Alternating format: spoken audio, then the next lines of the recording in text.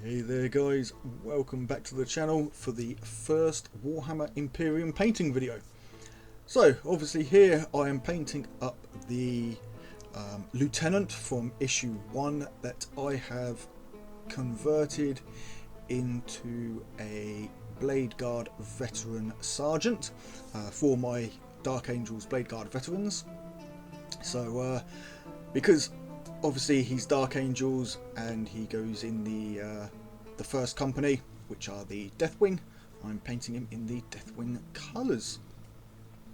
So first of all, I'm going ahead and applying a couple of thin down layers of Morghast bone, just to get that nice sort of fairly dark bone colour.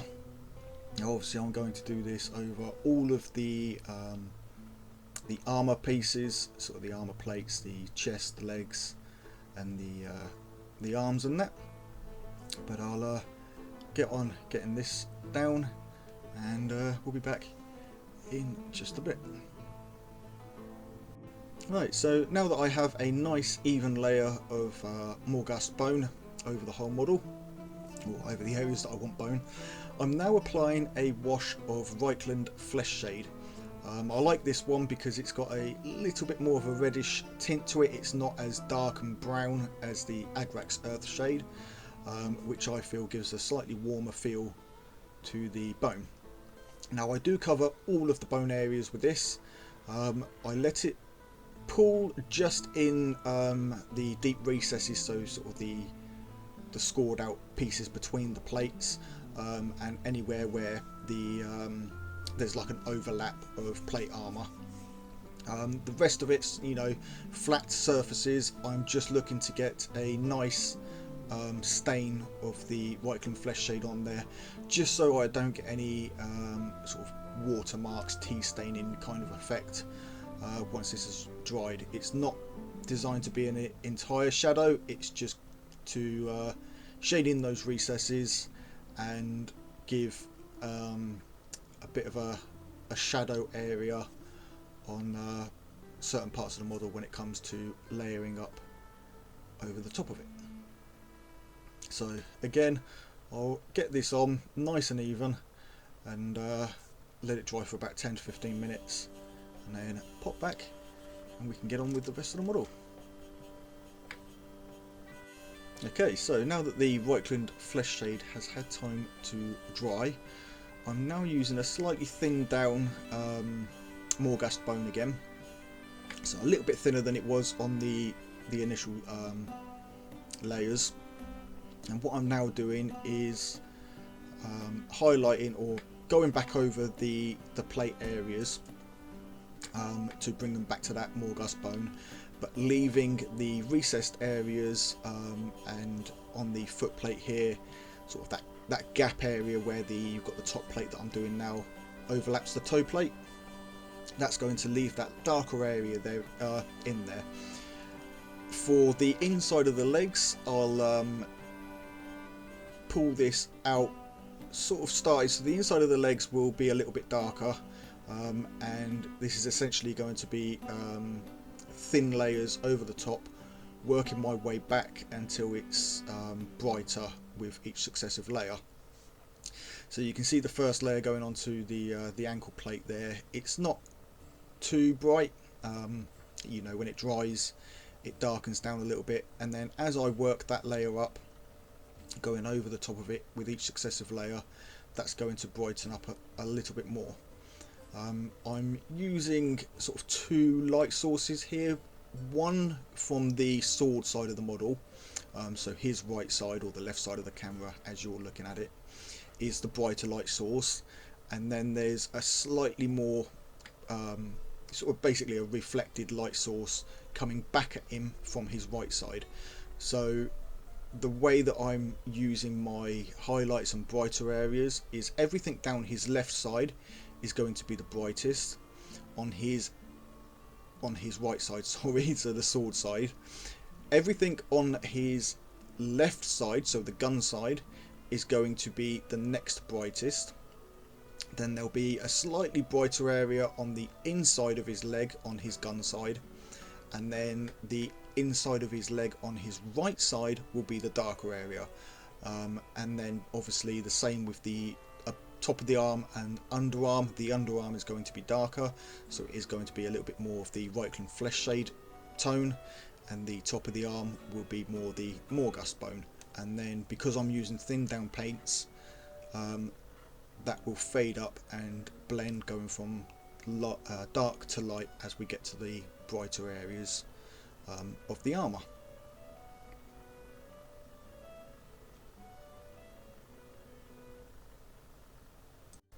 Okay, so stepping it up now to Ushapti bone, and again using it's slightly thinned down and working in multiple layers. I'm now using this to highlight the next brightest areas. So again, this is going to be the outside of the leg on this side and the outside of the leg on the other side.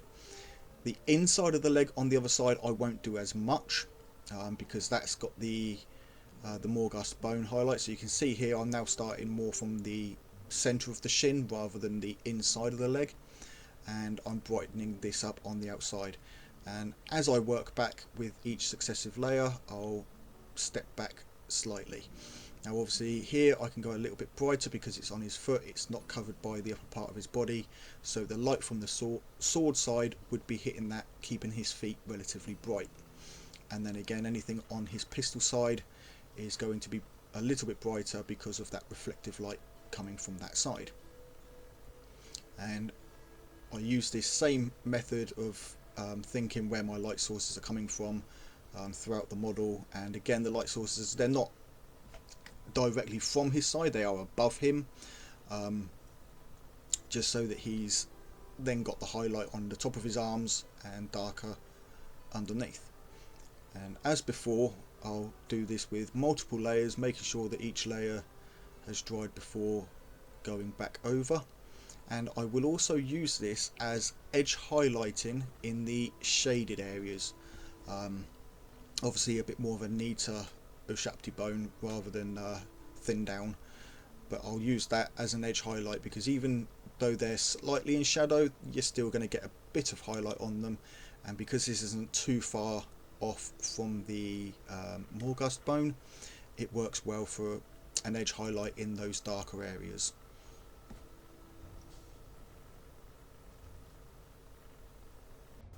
Okay, so stepping up again for the next layer of highlighting, I'm using a 50-50 mix of Ushapti bone and Screaming Skull.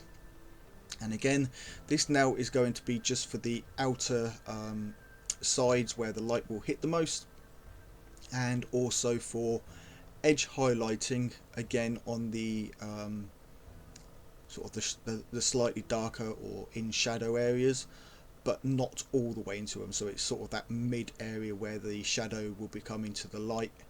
I'll use this as an edge highlight.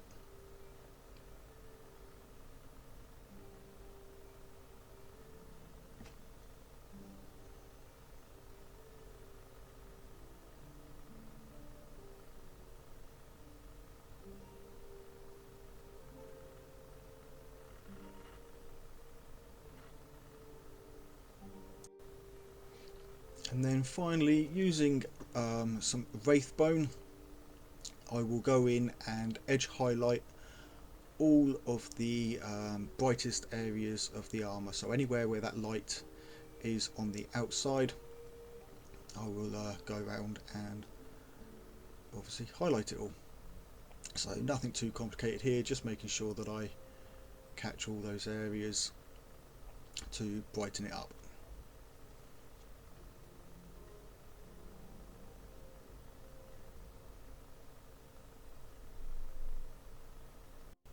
Right, so with all the bone armour now done, I'm now taking some Abaddon Black and I'm just going to apply this to everywhere else on the model that is white.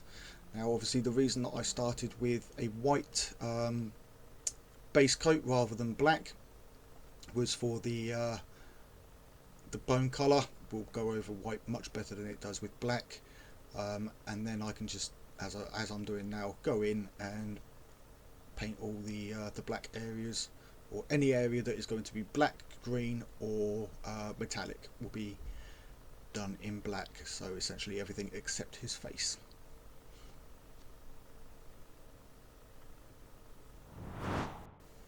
And there you can see the all the black on there. So next up I'm taking some Caliban green here, and I'm going to use this for the robe areas. So it's the cloth that comes down the front there and over his stomach, and then obviously the same for his hood. Now what I'm doing is using the same highlighting as I did for the bone, so the left side, the right side, and then the inside of the right side as we are looking at it are going to be my lighter areas. So again, I'm just going to apply a thin layer or a couple of thin layers of this to get that base green down, leaving the recesses in the black, just so that we get that nice Dark Angels darker green. Okay, so using a 50-50 mix now of Caliban green and Warpstone glow, I'm going to start highlighting the brighter areas of the robe. And you can see the way that I'm doing this is pretty much hashtag or hash lining, you know, just sort of stippling very roughly up the cloth, just to give it a bit of a cloth texture. I'll do this a few times, obviously with the paint, as it will brighten down or darken down slightly to get a bit of a texture there. So you can see now just going into the Warpstone glow on its own, and just going to add a few highlight marks just down the length of the cloth on the peaks of the folds there, and then obviously this side, because that's where the brightest light is hitting from. It is slightly stippling just to give it some texture.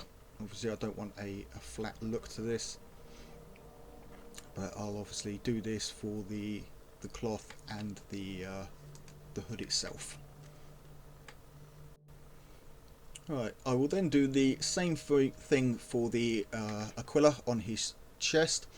I like to have this done in green on my death wing, and then it will be bone coloured on the green wing, or the regular companies.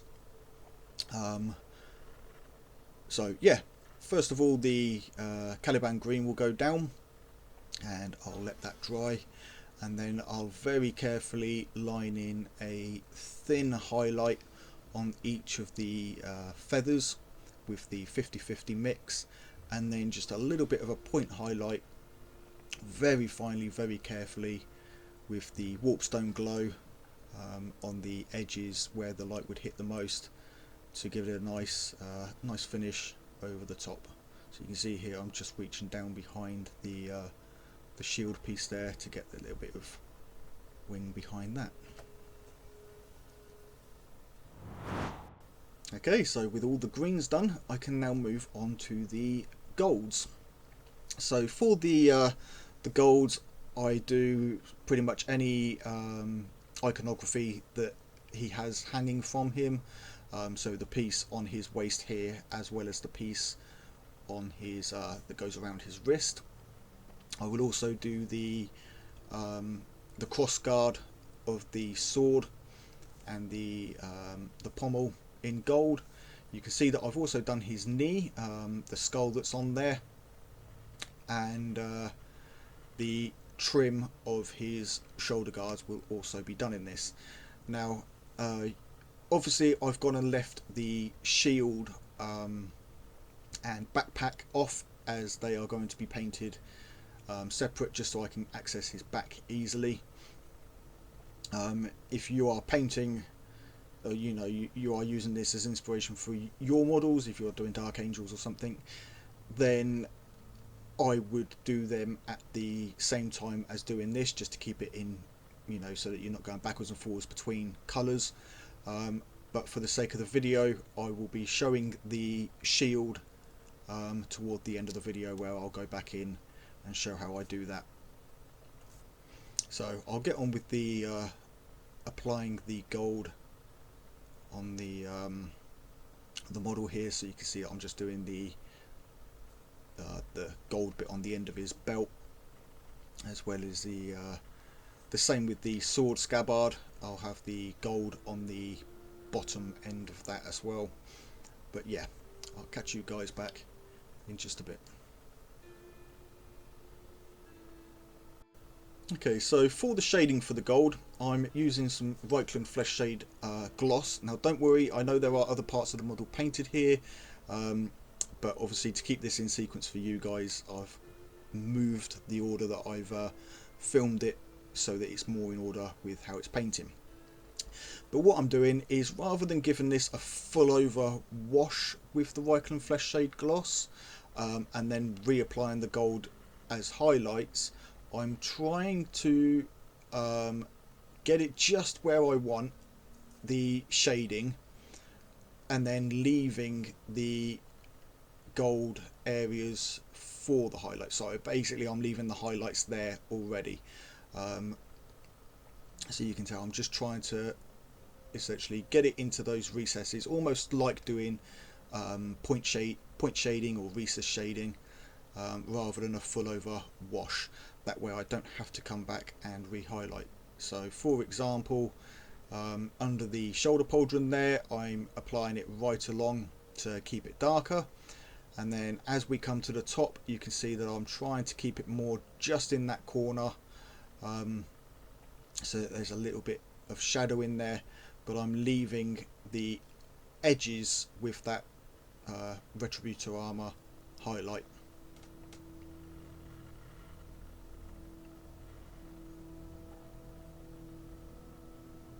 So again, you can see it settles down into that recess, just tinting slightly along the gold, and then here you can see I've got that gold highlight stays there as the flesh shade sort of sits in the middle between the two edges. It won't go right to the edges, it will always leave that bit of a highlight unless you flood it with it. So because it won't actually touch and settle on the edges, you can place the highlight where you want, or the shade where you want, sorry, and it will leave the Retributor armor there as a highlight or an edge highlight without actually having to put one in.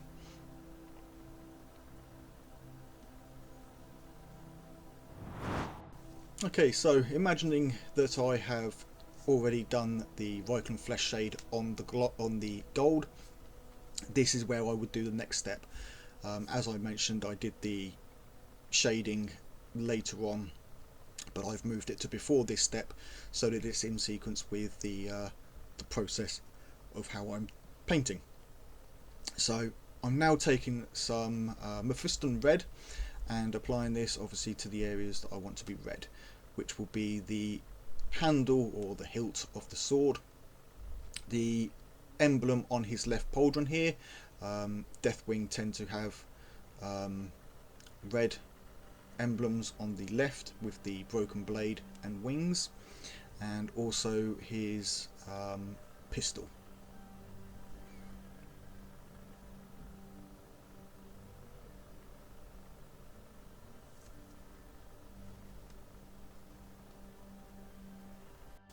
Right, then with a nice even layer of Mephiston red laid down, I'm now taking some Evil Sun's Scarlet and edge highlighting basically around all the edges.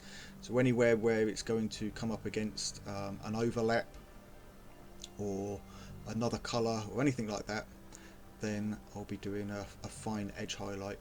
Now because the details on this are quite small, when I'm doing this highlight, it's not super thick, but it's enough to do a slightly thicker edge highlight, leaving just a little bit of the Mephiston red showing in between the pair of lines. So if you just imagine it being a rectangle, the top line would be just short of maybe a quarter of the gap, or quarter of the rectangle. The bottom line would be a quarter of the rectangle, leaving the middle half of the rectangle the Mephiston red. I hope that explains it enough. And then obviously do that across anything that is red. Now you can see I'm stippling there just to give a little bit of texture highlight along the top of the weapon. Obviously it's going to be brighter, so it's going to have a little bit more of a highlight up there, and then again going back to a little bit of edge highlighting on the underside of the pistol. Right, so moving on to the leather pouches now.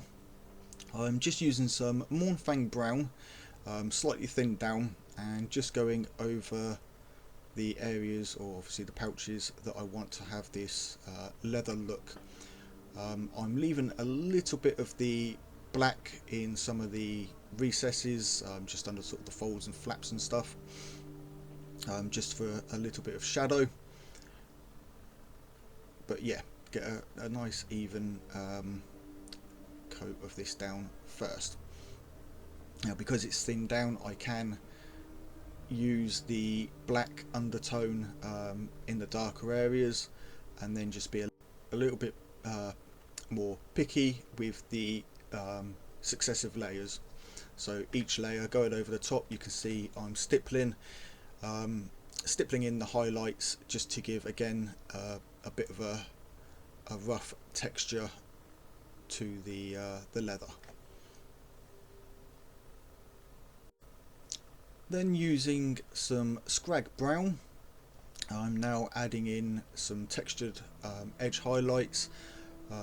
If you've seen how I've done leather before, I don't treat this as an exact highlight, it's more sort of a worn effect to the leather. It gives it a little bit more of a tattered, worn look to it. So this is where the light would catch those edges that have been sort of roughed up a little bit. So the sort of the stippling motion and sort of breaking the lines up a little bit just gives a bit more texture to the leather. And then finally I'll mix in a little bit of the Scrag Brown with some Shapti Bone, just to get a slightly, it gives it sort of a pinkish brown look, or mix to the paint. And I'm just using this again just to add some textured highlights, very carefully, like I said, broken up, and you know, stippling to give that scratched, worn up effect to the leather. Okay, so for the silver metallics, so the sword and the pistol, I'm just using some lead belcher, and again I'm just applying a couple of thin coats along the weapons, and then I'll give that a shade with non-oil in a similar fashion to how I did with the Reichland flesh shade on the gold. So on the areas that I want to be slightly darker, I'll apply the non-oil, which will be sort of the bottom half of the blade, where we've got that peak that runs down the center of the blade. The bottom half of that and the underside will have non-oil, and the top side will be just the lead belcher. And then using some mithril silver, once that non-oil has dried, I'll just go round and edge highlight all of the silver areas. Okay, so moving on to the black areas now, such as the under armour and his belt. I'm just using some Eshin Grey and just very carefully edge highlighting all of the black areas. I'll then follow that with some even thinner edge highlighting of Dawnstone, so it's a slightly lighter grey. And yeah, so you can see on the underside here, that was just a very small section, and then a little bit more on the sort of the more exposed area. And yeah, that then is the black segments done. Okay, so moving on to the face now, I'm just taking some Cadian flesh tone, and you can see I'm just applying this over the whole of the face, Okay, so what I forgot to record at the between the last step and this one was applying a wash of Reichland Flesh Shade on the face. I've then let that dry, and I'm now going back to the Cadian Flesh Tone, slightly thinned down, and I'm just edge highlighting or picking off the features of the face that I want to be brightest. Now obviously he's wearing a hood, so the top area where his eyes and sort of the bridge of his nose don't need to be quite as bright. The tip of his nose and anything below that can then obviously be slightly brighter, which is where I will work up and add a little bit of white to the flesh tone, just to get it a little bit brighter for the final highlights. I will get round to, at some point, if you guys want, to doing a focus on faces, so you can see how I do them in more detail. Obviously with these videos they're just more of a sort of generalization of how I do things, but if you want any kind of focused video, let me know and I'll do ones that are maybe 5 minutes long or something, and we can get a few more details shown up. Okay, so first of all, apologies, I did not record me painting the backpack and the shield. However, it is done in exactly the same way as I've done the armour, so when the model turns around you can have a look at it. The red on the emblem in the centre is done the same as the red on his pauldron, and the bone and gold is done in the same way as the armour. So with a clean model done, you could leave it clean if you want. What I'm now doing is roughing it up a bit. So all I'm using here is just some dryad bark and an old brush that is very tatty and worn, which works great for adding dirt and texture, scratches and things like that. So with dried bark and not too much paint on the bristles, but enough to get some marks on there, I'm just going around roughing up the edges, dirtying up the lower parts of the armour, giving it a bit of a worn and mud effect to it. I'll also do this obviously on the shield, not as much further up the armour. I'll just stick more to the edges where it's going to get roughed up and caught on things, and maybe a few scratches here and there, but essentially yeah, it's just dried bark and a rough brush. You want to try to keep your marks very small and confined. You don't want big blobs on there. Try to keep it within scale of the miniature. It's okay to have one or two, but essentially you want just some very fine marks, which I find a messed up brush like this where the bristles are all sprayed out works great for getting those marks. And you can see there a little bit too thick, so I just wiped it off quickly, and it doesn't leave any paint on there. So if you do make a mistake, as long as you're quick, you can usually wipe it off. Okay, and to finish off some of the look here, I'm just taking some lead belcher and going over the top of some of these areas, just to make it look like the wearing has scratched right through to the armour itself. It's almost a dry brush that I'm applying here, so it's just enough to give a bit of a scratched up, feathered look to the armour. So nothing too complicated. I'm now switching to a finer brush. This one's obviously a neat brush, and then I'm going to just go around and highlight a little bit cleaner. I have a little bit more control over this, just around the edges where the armour would have worn away the most. Right, and there we have it guys, the finished model. So there are a couple of bits that I forgot to record, and we'll just go over quickly here. The sword, you can see there, has a nice blue sheen to it, and also the sort of the plasma area of the pistol there. All I did for that was use some Ethermatic Blue, I think it's called. Just a contrast paint, the Ethermatic one. And yeah, just applied that over the sword, and that gives it a nice blue sheen to it. And then for the pistol part, I just painted it with the Ethermatic, let that dry, and then applied some Drakenhof Nightshade into the recess areas to make it a little bit darker. I then dry brushed a small amount, or very light amount, of white over the 3 little ribs in the middle, as well as around the pistol, and then went back over with the Ethermatic Blue to tint them with that sort of blue tone. And yeah, simple as that.